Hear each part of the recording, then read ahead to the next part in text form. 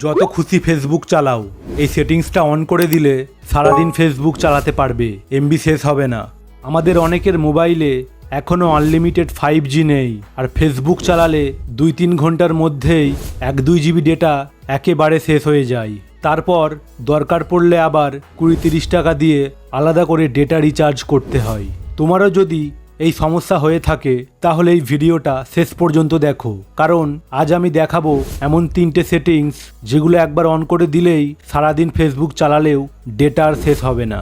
চলো দেখি কিভাবে এই সেটিংসগুলো অন করতে হবে আর কিভাবে ফেসবুক থেকে ডেটা বাঁচানো যাবে কোনো অ্যাপ ছাড়াই। প্রথমে ফেসবুক অ্যাপে ঢুকে যাও, তারপর ওপরের ডান দিকে 3 লাইন মেনুতে ক্লিক করো। এখানে এই সেটিংস আইকনটিতে ক্লিক করো। এরপর স্ক্রল করে নিচের দিকে নামলে মিডিয়া অপশান দেখতে পাবে।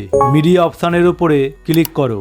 মেইন কাজগুলো এখানে করতে হবে। এবার কি করবে, 2 নম্বরে দেখো ডেটা সেভার নামে একটা অপশান আছে, এটাতে টিক দিয়ে দাও। এতে ফেসবুক প্রায় 40% ডেটা কম খরচ করবে ভিডিও চালানোর সময়। এবার আসো auto play in feed and stories অপশানে, এখানে গিয়ে নেভার সিলেক্ট করে দাও। এতে করে ফেসবুকে স্ক্রল করার সময় ভিডিও নিজে নিজে চালু হবে না, এতে সবচেয়ে বেশি ডেটা সেভ হয়। আর একটা ছোট টিপস, নিচে videos start with sound on অপশানটা বন্ধ করে দাও, তাহলে ভিডিওর আওয়াজ তখনই আসবে যখন তুমি নিজে চালাবে, অটোমেটিক ভিডিওর আওয়াজ আসবে না। এই 3টে সেটিং একবার অন করে দিলেই দেখবে ফেসবুক আর আগের মতো ডেটা খাবে না।